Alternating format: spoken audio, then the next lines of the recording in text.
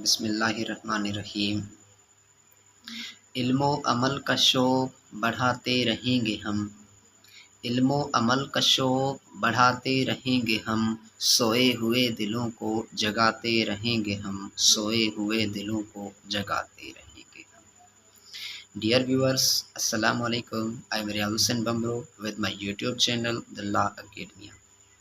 Dears, आज हमारा law के वाले से दूसरा लेक्चर है जिसमें हम काइंड्स ऑफ लॉ यानी सारे लॉ के काइंड्स ब्रीफली डिस्कस करेंगे। तो डियर्स, पूरी दुनिया में, पूरी कायनात में जो भी लॉज एग्जिस्ट करते हैं, जो पूरी दुनिया में लॉज मौजूद हैं, वो इन 11 काइंड्स में बांटे गए हैं। यानी कि आज हम इस लेक्चर में पूरी दुनिया में जो भी लॉस मौजूद हैं, हम उन सारे लॉस को पढ़ेंगे। वो चाहे हमारे लॉ की फील्ड के हों, साइंस के हों, टेक्नोलॉजी के हों या फिर बिजनेस के हों, यानी पूरी दुनिया में जो भी लॉस मौजूद हैं, हम सारे लॉस को ब्रीफली डिस्कस करेंगे। तो चलिए फ़िलहाल शुरू करते हैं। पहले नंबर पे हमारे पास है डिवाइन लॉ, दूसरे नंबर पे इम्पेरेटिव लॉ, तीसरे नंबर पे फिजिकल एंड साइंटिफिक लॉ, चौथे नंबर पे प्रैक्टिकल एंड टेक्निकल लॉ, पांचवें नंबर पे है नेचुरल एंड मॉरल लॉ, छठे नंबर पे हमारे कन्वेंशनल लॉ, सातवें नंबर पे कस्टमरी लॉ, आठवें नंबर पे है इंटरनेशनल लॉ, 9 नंबर पे हमारे पास सिविल लॉ, 10वें नंबर पे क्रिमिनल लॉ, इन 11वें नंबर पे हमारे पास एक कॉमन लॉ। यानी कि पूरी दुनिया में जो भी लॉस एग्जिस्ट करते हैं, जो लॉस मौजूद हैं, वो ये 11 लॉस हैं। हम इन सारे लॉस को ब्रीफली डिस्कस करेंगे। सबसे पहले हमारे पास आता है डिवाइन लॉ। डिवाइन लॉ किसे कहते हैं? खुदा का कानून, अल्लाह का कानून। जो लॉ हमें रिलीजन की तरफ से मिले, जो मज़हब की तरफ से हमें लॉ मिले, हम उसे डिवाइन लॉ कहते हैं। वो किसी बुक की फॉर्म में हो या सहीफ़ा की फॉर्म में हो, अलहाम की फॉर्म में हो, यानी कि अल्लाह पाक से हमें जो लॉ मिलता है या मज़हबी जो लॉ होता है, हम उसे डिवाइन लॉ कहते हैं। जैसा कि मुस्लिम डिवाइन लॉ कुरान और सुन्ना है, यानी कि कुरान और सुन्ना किसके लाज हैं? अल्लाह पाक अलमाइटी के लाज हैं, उसे डिवाइन लॉ कहते हैं। दूसरे नंबर पे हमारे पास है imperative law. Course of action imposed by superior authority. वो एक्शंस जो कोई सुपीरियर अथॉरिटी इम्पोज करे या फिर the command of superior authority या किसी सुपीरियर अथॉरिटी के कमांड्स हों, हम उन्हें इम्पेरेटिव लॉ कहते हैं। आज हमारे पास सुपीरियर अथॉरिटी कौन है? सुपीरियर अथॉरिटी हमारे पास है पार्लियामेंट। यानी कि जो पार्लियामेंट हमारे पास लॉज इम्पोज करती है, क्रिएट करती है, इन्फोर्स करती है, हम उसे इम्पेरेटिव लॉ कहते हैं। यानी कि पार्लियामेंट के थ्रू जो लॉज पास्ड होते हैं, हम उन्हें इम्पेरेटिव लॉज कहते हैं। तीसरा हमारे पास है फिजिकल एंड साइंटिफिक लॉ। ये साइंटिफिक लॉ लफ्ज़ से, वर्ड से ही वाज़े है, यानी कि scientific law expression of uniformity of nature. जो लॉज नेचर की यूनिफॉर्मिटी बताएं, नेचर की कंटिन्यूटी बताएं, हम उन्हें फिजिकल एंड साइंटिफिक लॉ कहते हैं। यूनिफॉर्म लॉज या फिर अनचेंजेबल लॉज, यानी कि वो लॉज जो दुनिया में ऑलरेडी मौजूद हैं, साइंटिस्ट ने जस्ट एक्सप्लेन किए हैं, ना कि इन्फोर्स किए हैं, तो हम उसे फिजिकल एंड साइंटिफिक लॉ कहते हैं। यानी कि जो लॉज ऑफ मोशन हैं, लॉज ऑफ ग्रेविटी हैं, यानी जो भी साइंटिफिक लॉज हैं, वो ऑलरेडी मौजूद हैं, उन्हें जस्ट एक्सप्लेन किया गया है, वो उस लॉज को हम साइंटिफिक लॉज कहते हैं। चौथा हमारे पास है प्रैक्टिकल एंड टेक्निकल लॉ। ये भी टेक्निकल एंड प्रैक्टिकल वर्ड से वाज़ेह है, यानी कि वो लॉज जो टेक्निकली प्रैक्टिस की जाती है, जिन लॉज की हम उन्हें टेक्निकल एंड प्रैक्टिकल लॉज कहते हैं। इसको लॉ आर्ट लॉज भी कहते हैं, यानी कि law of health, law of architecture and law of art, also called practical and technical laws। पांचवा हमारे पास है moral, natural and moral laws, यानी universal principle of natural justice. Natural justice के प्रिंसिपल्स, यानी वो प्रिंसिपल जो नेचुरली एग्जिस्ट हो, यानी कि नेचुरल मोरल कोड्स, कुदरती इखलाकी कोड्स, फितरती इखलाकी कोड्स, इनहेरेंट इन नेचुरल, जो नेचुरली एग्जिस्ट करते हों, ना कि किसी के क्रिएट किए हुए हों, यानी कि नेचुरली कोड्स जो कि पूरी दुनिया में यूनिवर्स के लिए एप्लीकेबल हो, वो मोरल कोड्स जो नेचुरली एग्जिस्ट हों और पूरी दुनिया में एप्लीकेबल हो। फिर रिवाइज करता हूँ, वो मोरल कोड्स जो नेचुरली एग्जिस्ट करते हों और पूरी यूनिवर्स के लिए एप्लीकेबल हो, हम उन्हें नेचुरल एंड मोरल कोड्स कहते हैं। जैसा कि no man can be condemned unheard, किसी को सुनने बगैर सज़ा नहीं दी जा सकती। ये किसी के लॉ में, किसी कॉन्स्टिट्यूशन में, किसी एक्ट या किसी अमेंडमेंट में लिखे हों या ना लिखे हों, यानी पूरी दुनिया में फॉलो किया जाता है। पूरी दुनिया में ये फॉलो किया जाता है कि किसी को सुनने बगैर सज़ा नहीं दी जा सकती। नो वन कैन बी जज इन हिज ओन केस, कोई भी अपने केस में जज नहीं बन सकता। ये किसी के कॉन्स्टिट्यूशन में लिखे हों या ना भी लिखे हों, लेकिन पूरी दुनिया में फॉलो किया जाता है, यानी कि ये नेचुरली कोड एग्जिस्ट है। ये वो मोरल, वो इखलाकी कोड्स हैं जो नेचुरली एग्जिस्ट किए हुए हैं, ना कि किसी के बनाए हुए हैं। वो इखलाकी कोड्स जो नेचुरली एग्जिस्ट करते हों, नेचुरली मौजूद हों और पूरी दुनिया के लिए एप्लीकेबल हों, उन्हें हम नेचुरल एंड मोरल कोड्स कहते हैं। जैसा कि कोई भी अपने केस में जज नहीं बन सकता, ये पूरी दुनिया कहती है, एक कंट्री नहीं, यानी पूरी दुनिया कहती है कि कोई भी अपने केस में जज नहीं बनता। ये इखलाकी कोड है जो कि पूरी दुनिया में फॉलो किया जाता है। छठा हमारे पास है कन्वेंशनल लॉ। कन्वेंशन हम कहते हैं एग्रीमेंट को। Conventional law means mutual agreement, दो तरफा एग्रीमेंट, जैसा कि पाक इंडिया शिमला एग्रीमेंट 1972। 1972 में पाकिस्तान और इंडिया के दरमियान एग्रीमेंट हुआ था, पीस एग्रीमेंट हुआ था।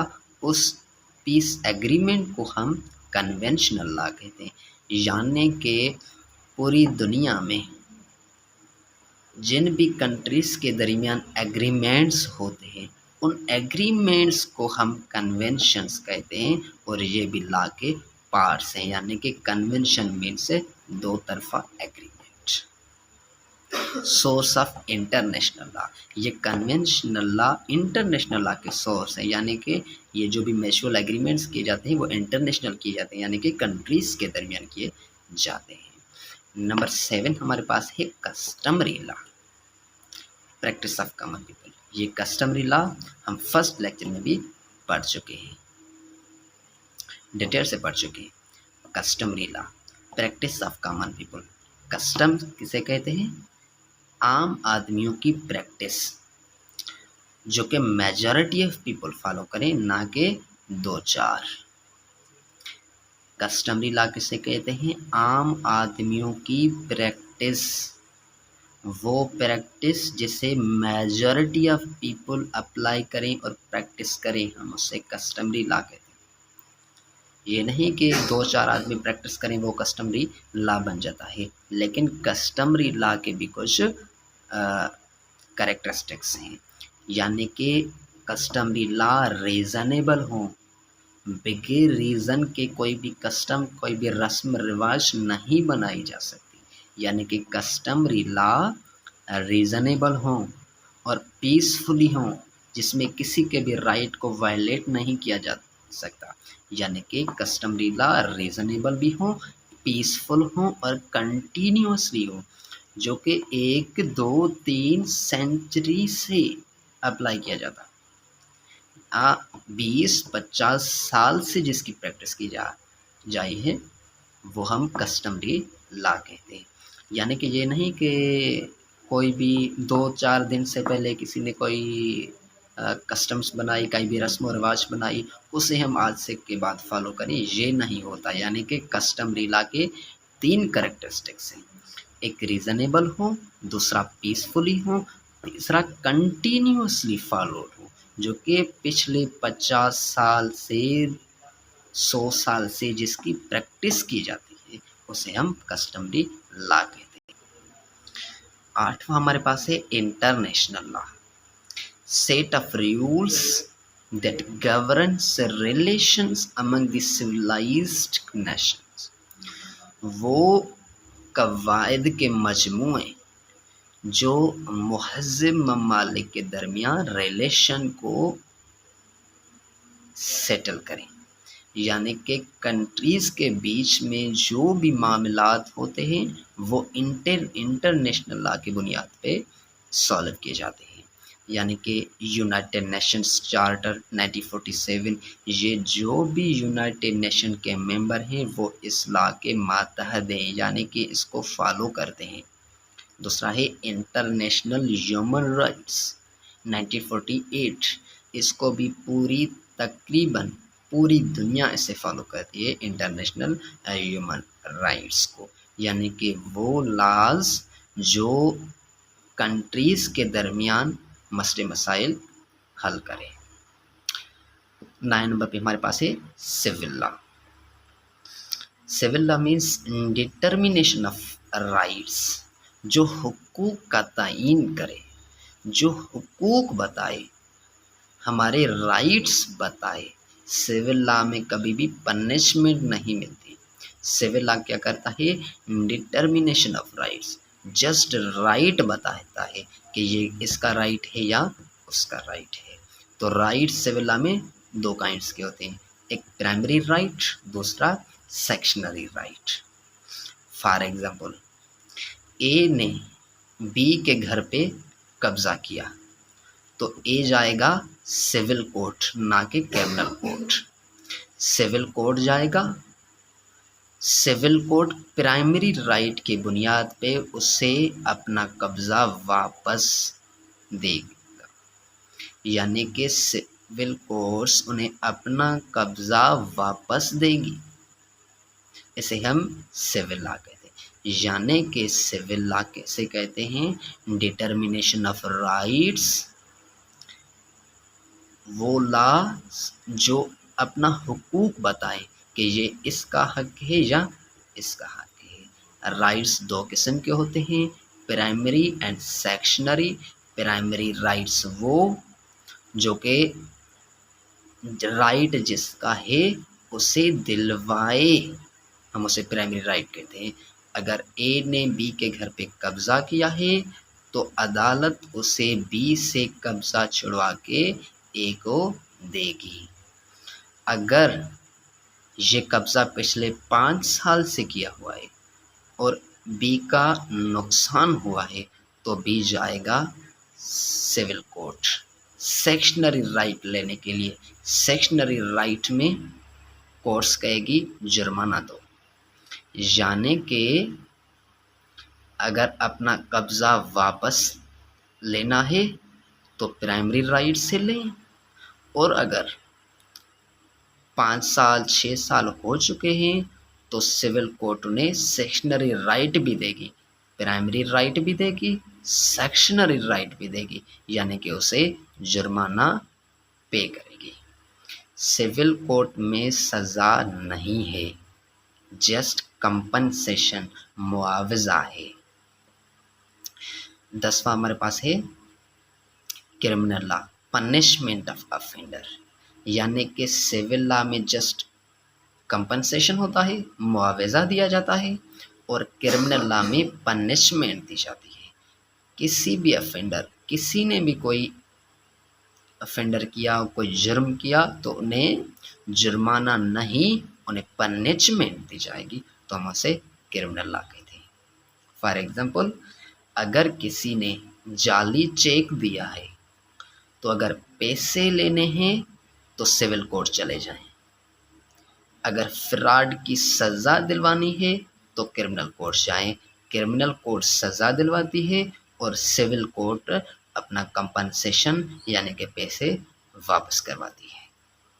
लास्ट हमारे पास है कॉमन लॉ, अनकोडिफाइड लॉ, जो कि कोडिफाइड नहीं है। It is available in scattered form, scattered form में है, यानी एक जगह पे नहीं है, स्केटर्ड फॉर्म में मौजूद है। Usually in the form of judicial decisions of courts, courts के डिसीशंस में मौजूद है। और प्रेसिडेंट्स, यहाँ क्या होता है, अपेक्स कोर्ट में या हायर कोर्ट्स में जज साहिबान जो भी डिसीशन देते हैं, जो फैसला देते हैं, जो फैसला करते हैं, वो एक साइड फाइल में पैक करते हैं। आज जो फैसला किया वो फाइल में सेव कर देंगे। बाद में 10 साल 20 साल बाद सेम नोयत का अगर केस आ गया तो फिर उसी फाइल को ओपन करके उसके बुनियाद पे वो फैसला हल किया जाएगा। इसे प्रेसिडेंट कहा जाता है। प्रेसिडेंट लॉ मीन्स पिछले केस की नोयत को देखकर आने वाले केस को सॉल्व करने को प्रेसिडेंट कहा जाता है, और इसे ही कॉमन लॉ कहते हैं। कॉमन लॉ में क्या होता है, जुडिशल डिसीशंस ऑफ कोर्ट्स, जो कि पिछले डिसीशंस हो उनकी बुनियाद पे मसले मसाइल हल किए जाते हैं, जिसको हम कॉमन लॉ कहते हैं। तो आइए एक बार समअप करते हैं कि हमने क्या पढ़ा, कि पूरी दुनिया में जो भी लॉज एग्जिस्ट करते हों, पूरी दुनिया में जो भी लॉज एग्जिस्ट करते हों वो 11 काइंड्स के लॉ हैं जो हमने पढ़ लिए हैं।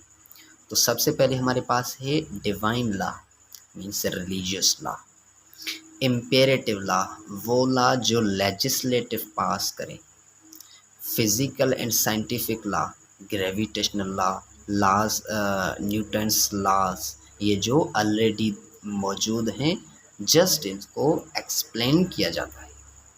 Practical and technical law, laws of business, art, natural and moral laws, moral codes, जो इखलाकी कोड्स मौजूद हैं और पूरी दुनिया के लिए एप्लीकेबल हुए, उन्हें मोरल लॉज कहते हैं। Conventional laws, agreements between countries, customary law, रिवायात, international law among countries, civil law, compensation जिसमें जस्ट जुर्माना देना पड़े, क्रिमिनल लॉ जिसमें पनिशमेंट दी जाती है, कॉमन लॉ जिसमें प्रेसिडेंट के बुनियाद पे आने वाले फैसले को देखा जाता है। प्रेसिडेंट मीन्स पिछले फैसले को देखकर आने वाले फैसले को सॉल्व करना। तो ये हमारे पास था काइंड्स ऑफ लॉ। सारे काइंड्स ऑफ लॉ हमने 90 मिनट्स में क्लियर कर लिए, और आने वाले लेक्चर में इंशाल्लाह क्लासिफिकेशन ऑफ लॉ को ब्रीफली डिस्कस करेंगे। तब तक के लिए बने रहें लॉ एकेडमी के साथ।